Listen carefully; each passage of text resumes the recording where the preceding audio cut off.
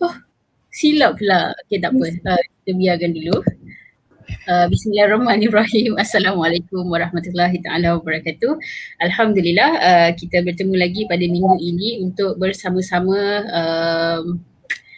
mendengar sesi perkongsian buku di Suri Membaca, dan pada minggu ini kita ada bersama tetamu seterusnya iaitu Dr. Aqmar Zakaria yang merupakan seorang PhD graduate dalam bidang Biomechanical Design dan sekarang bersama dengan Innovative Solution Incorporation bekerja dalam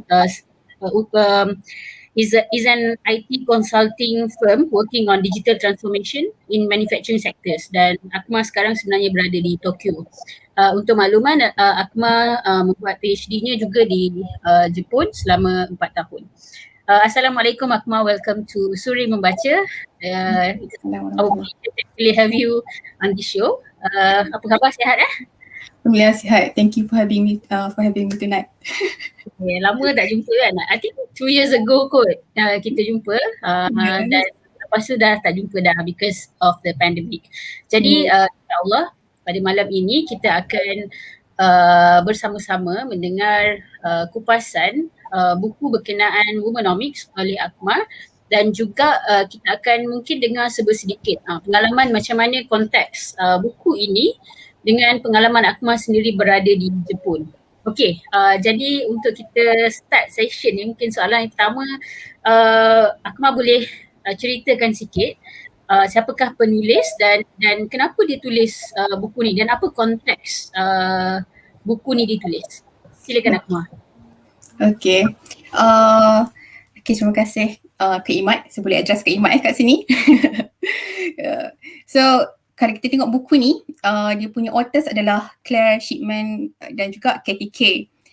Tapi sebelum saya pergi kepada author untuk Womenomics Write Your Own Rules for Success, saya cerita sedikitlah background tentang Womenomics ni. So, Womenomics ni adalah combination of perkataan woman and economic, and it was crafted in Japan in 1999 by Katie Matsui. So, she was chief strategist for Goldman Sachs Japan, and currently she is a co-founder for a venture capitalist for ESG centric punya funding lah. And during that time, kenapa boleh keluar term Womenomics, sebab Katie waktu tu dia cuba figure out macam mana dia nak selesaikan ataupun nak berhadapan dengan isu demographic crisis in Japan. Untuk pengetahuan semua, Japan is a shrinking population di mana jumlah pets lagi banyak daripada jumlah kanak-kanak yang berumur 15 tahun. So, it's a critical situation lah untuk Japan. So, dan bila dia tengok dia punya surrounding, dia nampak ramai je dekat Japan, talented and highly educated women. Some of them still working, but some of them quit their job once they started having kids. So dia nak the women yang cover half population of Japan untuk back to workforce, untuk contribute to and boost to economic growth for Japan. So that's the background of Womenomics. And then pada tahun 2009, Claire Shipman and KTK, which are TV journalists, so they bring this concept, dan benda ni, the Womenomics concept spread over to another countries, especially Western countries and developed countries. So they try to bring this concept in their personal life. So both of them are working mother and juggling with families and career. So that's why they try to share dia punya pengalaman macam mana to find a better balance between life and family. So sedikit background macam mana keluarnya buku tentang Womenomics Write Your Own Rules for Success ni. Kak Imat mute. Yes. Terima kasih Aqmar for the short introduction. I think the most important facts that we need to jot down today is at the point where they actually write the books ataupun dalam keadaan sekarang ni jumlah pet di Jepun lagi ramai ataupun lagi banyak daripada kanak-kanak yang berumur 15 tahun. So this is a very critical issue where they have orang-orang tua yang lebih ramai daripada daripada kanak-kanak, dan ini adalah masalah-masalah yang berlaku di negara-negara membangun sebenarnya. Actually Malaysia, Singapore experience the similar issue. Okay Aqmar, probably kita boleh move to the next part, which is mungkin Aqmar boleh share sikit what are the main contents of the books, and probably you may want to share which part of the book yang really close to yourself when you studied there. Okay. So this book it start with the cerita how valuable women in business. So before this, perempuan mungkin role adalah di rumah, but then world change and perempuan juga terlibat di dalam dunia pekerjaan, dan kita ada career, dan sekarang career woman, professional woman kan. So they state that di mana perempuan, bila mana perempuan berada di higher up position, or if the corporation or companies dia promote for diverse punya environment, so the company will perform better and has higher profit. And because women, when they give the opinion about products, they would give something that really relate to them, because the biggest consumer in the world adalah women, sebab women yang akan biasanya akan take care of groceries, and then women yang akan spend masa dengan kid. So even Ford dia pernah keluarkan kereta yang woman friendly. So for women kita akan lebih consider about safety features dan juga benda yang with more rooms and space. So that's how dan lepas tu memang profit to Ford memang increase, dan almost I think 50% buyers for Ford adalah women, and even Toyota in US 60% car buyers for Toyota adalah women. So that's why diorang cakap dalam buku ni when women at higher up position, diorang akan bagi opinion that would bring profit to company. So it start with that. And untuk yang the most chapter yang bagi impact, mungkin kita boleh bring to the end kot. Okay, satu soalan saya nak provoke, bukan nak provoke, nak tanya macam, do you agree with the ideas of bringing women to the workforce will actually in line lah to the our society, dan really this is the only way lah to actually shape the market and bring more profit, because this is one way of one interesting ways lah to actually look at it. Macam tadi you shared that Ford, when they consider women opinion, they actually bring more profit, but there are other ways to do that. So is there any comment on that? Okay, so actually for women to be in career or not is their choice kan, but for me personally, I prefer women to be in workforce, so that you have something as your security or safety net if anything happen in your life. Kita tak tahu apa akan jadi in the future kan. So it's better if you have your own saving, your own money, and in term of kita bring something or bring profit in the business. Benda tu well, sekarang kita kebanyakan perempuan is highly educated. So I believe that ramai perempuan yang prefer to professionally active in society. I mean, it's like to be in companies, contribute to society professionally. So keep challenging our brains instead of stay at home and just taking care kids. But in this book, they promote for women not to give up your career because you choose family. You have choice to negotiate to have working life that you want. Okay. So okay. Sorry, tadi Aqmar ada sentuh mengenai kepentingan untuk women negotiate kan. When we are in the working setup, so probably the best thing we could do to actually pursue our career life as well as the family life is to negotiate. Probably you might want to share what are the tips ataupun what are the negotiation rules yang dicadangkan oleh penulis. Okay. When we say negotiation, so we need to have something to offer to company or employer. So that means you need to have plan, timeline. For example, during your first and second year of your career, you develop skill and performance and show to the company that you are available. If they lose them, then it would bring loss to the company. So that's how we negotiate. Even I've been practicing that during my PhD study. And yeah, when we say negotiate, then we need to bring something to offer to them. Yeah. This is just a little bit of sharing lah what happened in my own company probably. So normally for those yang nak ada career and also, as well as nak pursue family life, actually dekat my company kita sangat encourage that to happen lah. Dan biasanya kita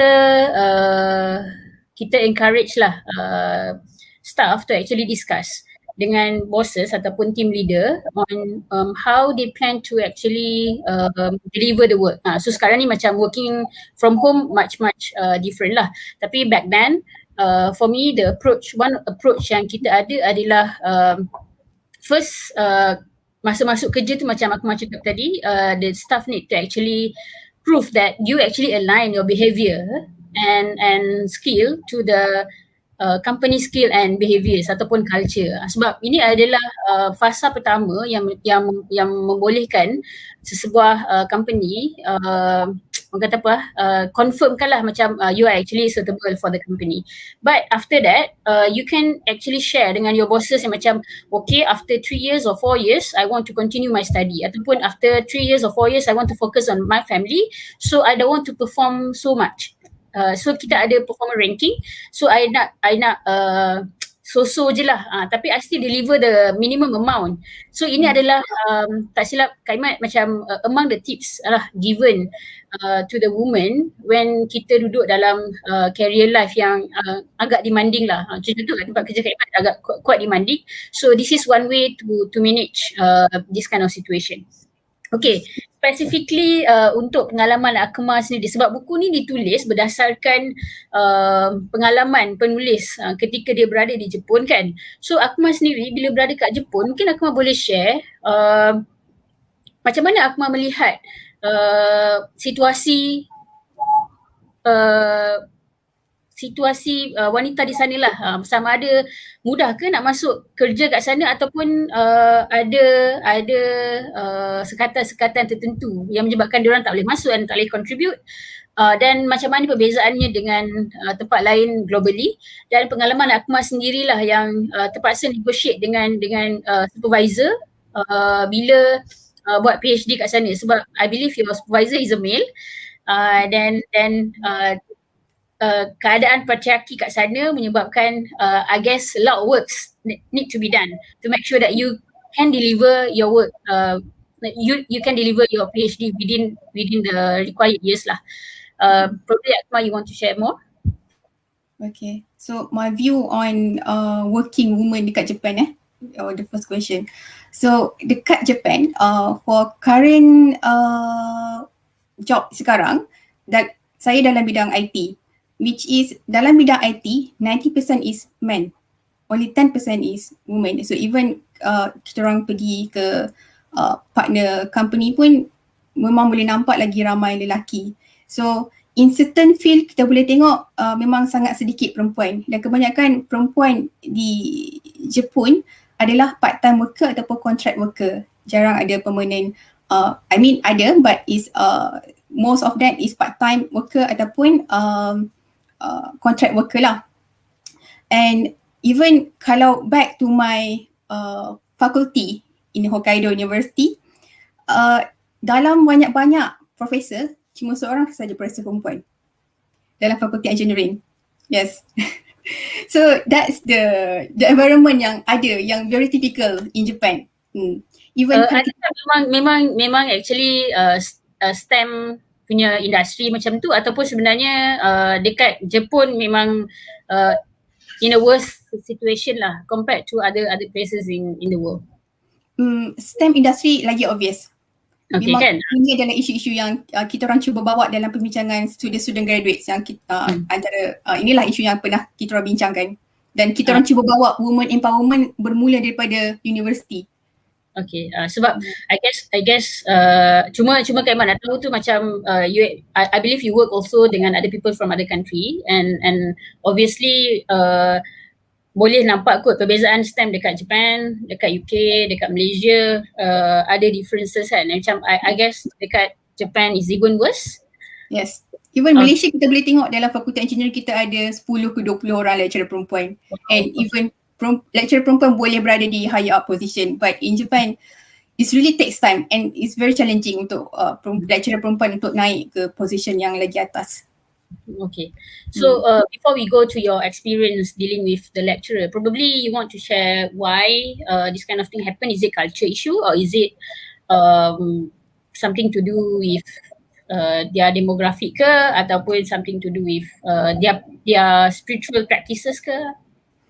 From my opinion, it's about the Japanese culture itself. Japanese, walaupun dia orang adalah developed country, but they are really slow to adapt to changes. And this kind of issue saya pernah naikkan kepada saya punya sponsorship. So they bring kita orang perempuan daripada negara Asia, and then I ask them, so kita orang perempuan, and how can macam mana kita orang dalam workforce nanti, the culture is different, dan perempuan tak ramai, so has this situation will improve and when? So they don't have answer for that, and they say yes, we are improving but very slowly. Quite interesting. So I'm not sure how long will it take for Japan to actually address issue I can't remember the terms now, tapi yang lebih ramai populasi tua lah kan. Okay, Aqmar mungkin Aqmar nak share now how you then deal dengan lecturer dekat sana lah when you completed your when you undergo your PhD study. Okay, so alhamdulillah saya punya environment waktu di Hokkaido University, I got a supervisor yang agak open-minded because he lived in Switzerland for 2 years, so he's quite open-minded. Tak ada benda-benda yang besar yang saya perlu negotiate dengan dia except for that, okay, if I want to go to this international conference, what kind of achievement that I have done in my experiment, so do I have good result or enough result, and is he willing to give me money to go for that conference? So that kind of negotiation. So I will show them, okay, I have done this and this, and I want to go to this place, and this place is I can learn more and everything. So I always show to him that I have something to offer to him, and he need to offer something back to me. So that kind of negotiation. But in the company, I don't really experience that kind of situation yet, because saya punya company is not typical Japanese company. They are hybrid culture between Western dan juga Japan. I see. Okay. I think at least a good change somehow in your company. Hopefully it can be spreaded to other parts of the Japan. Ada satu part dalam buku ni yang Kak rasa I really want to know a little bit more, which is work smarter not harder. Probably Aqmar boleh elaborate a little bit more what writers trying to say or share. Untuk this chapter saya tak berapa ingat, but apa yang authors nak bawa dalam buku ni is work less, achieve more and live better.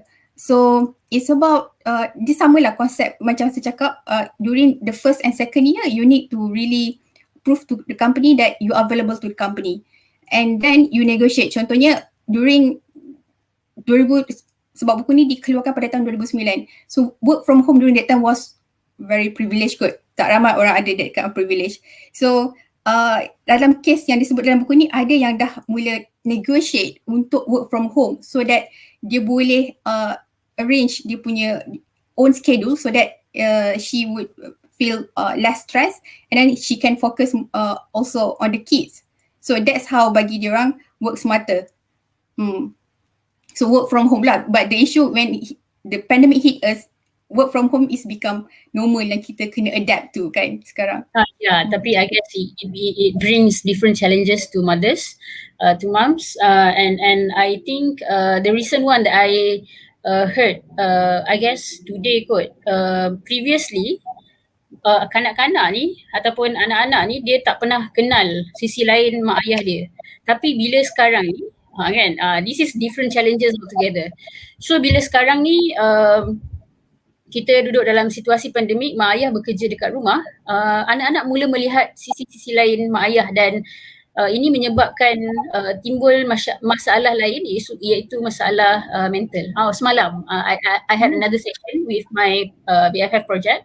So one of the speaker shared that now increasing numbers of youngsters need to be admitted lah for mental health assistance things because they now surprised to see how their father and mother now become someone else.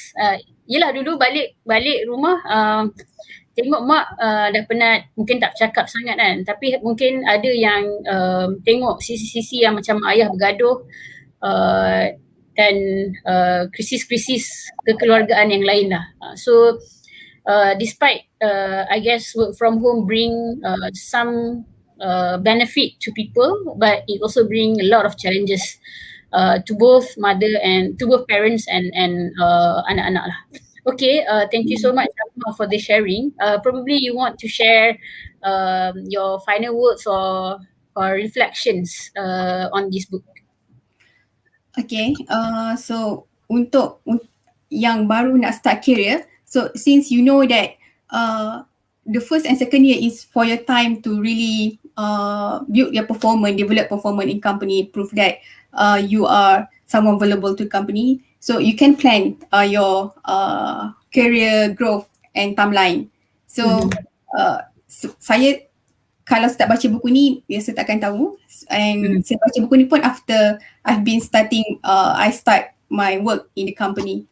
So it's a good chance lah if you really plan your career growth, so that you don't need to give up your career once you have kids or family. For me, zaman sekarang memang penting untuk perempuan untuk ada diorang punya saving sendiri and income sendiri, so whatever happen for you in the future, you have something for you to survive. Okay, kita ada satu question daripada pendengar. One of the chapters in this book talk about redefining success, and the author discuss Womenomics workplace and post-Womenomic workplace. Can you elaborate more on this point? Thank you, Dr. Aqmar. That chapter tak berapa ingat. Kak Imak ada baca ke? Tak ada. Saya ingat ada that part, but I don't remember the details. Tapi probably the concept, what we need to redefine. Post-Womenomic workplace, the keywords dalam buku ni adalah flexibility. So once you bring women to the workforce, apa yang diorang tekankan adalah flexibility, so that despite of you still spend time for your family, you can maintain your productivity. Even dalam Katie Matsui punya research report, it said that the question when he wrote that report is when women masuk ke dalam workforce, fertility rate akan menurun. Tapi apa yang berlaku sebaliknya in developed country. So they want to promote, ni untuk post-Womenomic workplace kalau saya tak silap. So they want to promote flexibility untuk women to maintain the productivity and at the same time focus on the family as well ataupun diorang punya personal life. So to keep the sanity, that's the word yang diorang tekankan. Flexibility and sanity for women at workplace. Okay. So maksudnya I'm not sure, probably the pre-womenomic workplace is women can only work according to whatever males rule. Maksudnya predominantly follow males punya rule lah.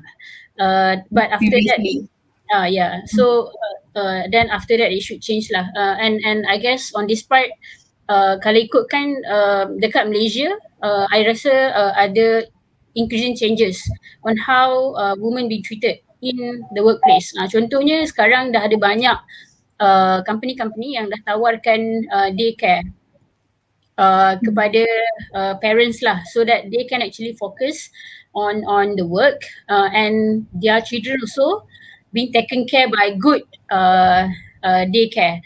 So tak adalah macam anak terbiar dan sebagainya. So tapi this kind of improvement still need to be done dekat Malaysia, sebab still ramai lagi